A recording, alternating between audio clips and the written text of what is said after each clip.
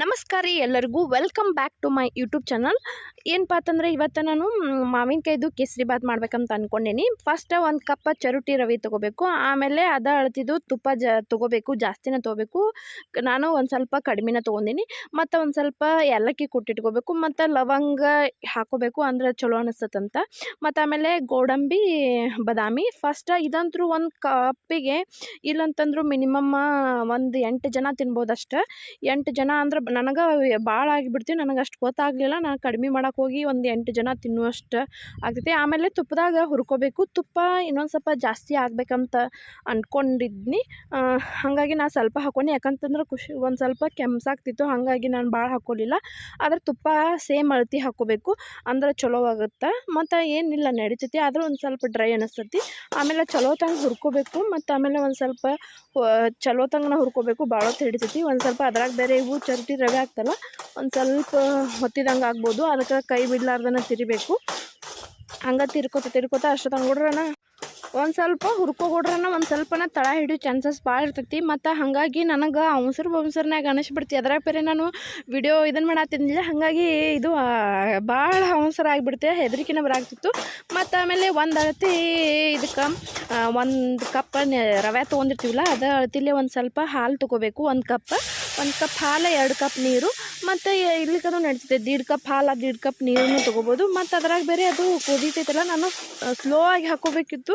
ಅವಸರೊಳಗೆ ಗಡಬಡ ಮಾಡ್ಕೊಂಡು ಒಂದು ಸ್ವಲ್ಪ ಜಲ್ದಿ ಹಾಕೊಂಡ್ಬಿಟ್ನಿ. ಸ್ಲೋ ಆಗಿ ಹಾಕೊಂಡು ಅವನ್ನ ರವೆ ತಿರಿಬೇಕು, ಇಲ್ಲಕಂದ್ರೆ ಗಂಟು ಹಾಕೋ ಚಾನ್ಸಸ್ ಇರ್ತಾವೆ. ನನಗೂ ಒಂದು ಸ್ವಲ್ಪ ಆಯಿತು. ಮತ್ತು ಆಮೇಲೆ ಒಂದಕ್ಕೆ ಆಯ್ತು. ಆಮೇಲೆ ಹಿಕ್ಕಟ್ಟು ಇದು ಅದರ ಬೇರೆ ನಾ ಇಷ್ಟೆಲ್ಲ ಮಾಡಿಬಿಟ್ರೆ ಖುಷಿ ಎದ್ಬಿಟ್ಟಿದ್ಲು.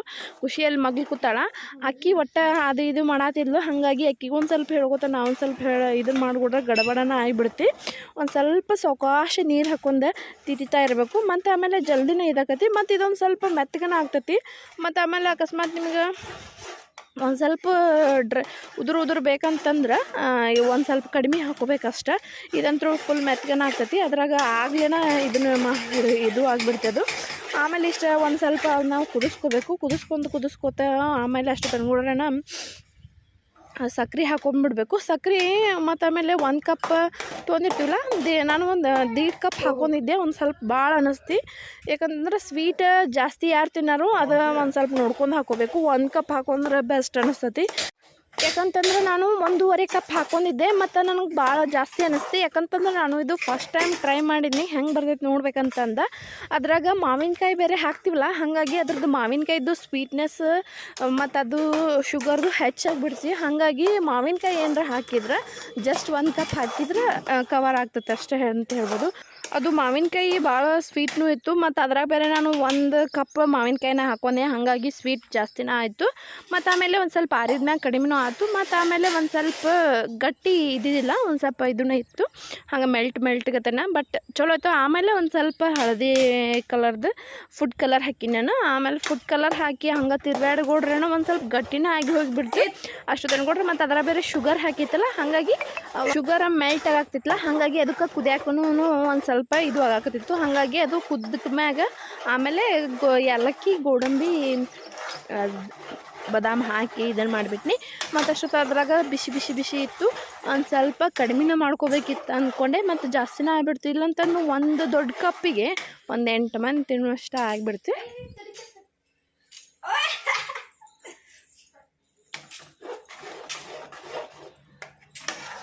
ಅಮ್ಮ ತಡಿ,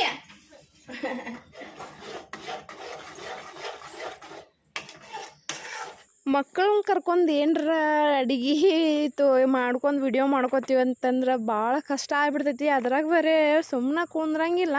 ಅದನ್ನು ಇದನ್ನು ಅಂತ ತಲೆ ಹಿಡಿಸ್ಬಿಡ್ತಾರೆ. ಅದ್ರಾಗ ಇದೊಂದು ಅಡುಗೆದೊಂದು ಟೆನ್ಷನ್, ಅವ್ರದ್ದೊಂದು ಟೆನ್ಷನ್. ಅದೆಲ್ಲ ಸಕ್ಕರೆ ಎಲ್ಲ ಕರಗಿದ್ಮ್ಯಾಗ ಮಾವಿನಕಾಯಿನ ಒಂದು ಇದನ್ನು ಹಾಕೊಂಡ್ಬಿಟ್ನಿ, ಒಂದು ಬೌಲ ಮಾವಿನಕಾಯಿ ಹಾಕೊಂಡು. ಅದು ಅಷ್ಟೇನು ಇದು ಆಗಲ್ಲ. ಮಾವಿನಕಾಯಿ ಒಂದು ಸ್ವಲ್ಪ ತಿರುಗಾಡಿ ಅಷ್ಟು ಆಫ್ ಮಾಡಿಬಿಡ್ದು. ಒಂದು ಸ್ವಲ್ಪ ನಾನು ಜಾಸ್ತಿನ ತಿರುಗಾಡಿ ಅಷ್ಟೊತ್ತು ನೋಡ್ರೆ ಬಿಸಿ ಒಂದು ಇರ್ತೈತಿಲ್ಲ ಮಾವಿನಕಾಯಿ, ಹಾಗಾಗಿ ಮೆಲ್ಟ್ನೂ ಆಗ್ತಾವೆ. ಮತ್ತು ಇಲ್ಲಿಕಂದ್ರೆ ಬಾಯಿಗೆ ಸಿಗ್ಬೇಕಲ್ಲ, ಹಾಗಾಗಿ ಒಂದು ಸ್ವಲ್ಪ ಜಾಸ್ತಿ ಕುದಿಸ್ಬಾರ್ದು.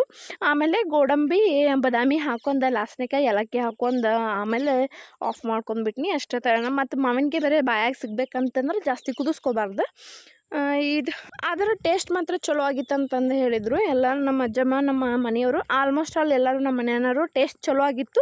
ಬಟ್ ಇನ್ನೊಂದು ಸ್ವಲ್ಪ ಶುಗರ್ ಕಡಿಮೆ ಆಗಬೇಕಿತ್ತಂತಂದರು. ಅದಕ್ಕೆ ನಾನು ಫಸ್ಟ್ ಟೈಮ್ ಟ್ರೈ ಮಾಡಿದ್ದೆಲ್ಲ, ಹಾಗಾಗಿ ನಂಗೆ ಕನ್ಫ್ಯೂಸ್ ಆಗಿಬಿಡ್ತು. ಇನ್ನೊಂದು ಸೆಕೆಂಡ್ ಟೈಮ್ ಮಾಡೋತ್ನಾಗ ಒಂದು ಸ್ವಲ್ಪ ಶುಗರ್ ಕಡಿಮೆನ ಹಾಕೊಂಡ್ರೆ ಆಯ್ತಂತ ಅಂದ್ಕೊಂಡೆ. ಖುಷಿ ಹೆಂಗಾಗೈತಿ? ನೀನು ಬಿಡು, ಹೆಂಗಾಗೈತಮ್ಮ? ಸೂಪರ್ ಹೇಳುವ ಜಲ್ದಿ. ಕೈ ಮಾಡಮ್ಮ. ಸೂಪರ್ ಹೇಳಿ ತಿಂದು ಹೇಳ ಹಾಗಾಯ್ತು. Thank you. ಖುಷಿ ಐತಿ.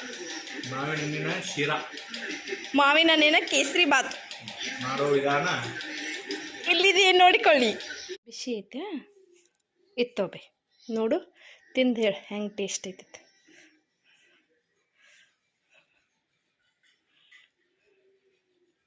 ಸಾವಕಾಶ ಸುಡ್ತೈತಿ.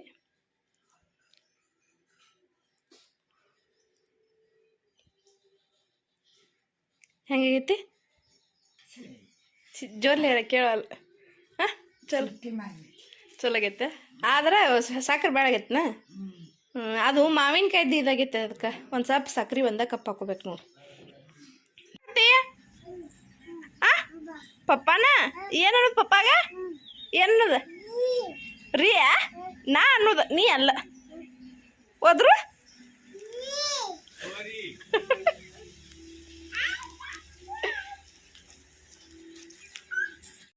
ಈ ಕೈಲೇ ಬನ್ನಿ.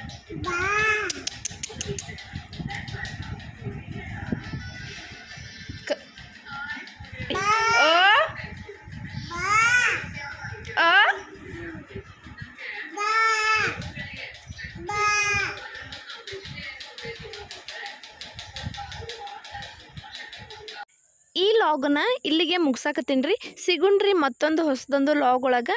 ನಮಸ್ಕಾರ ರೀ ಎಲ್ಲರಿಗೂ.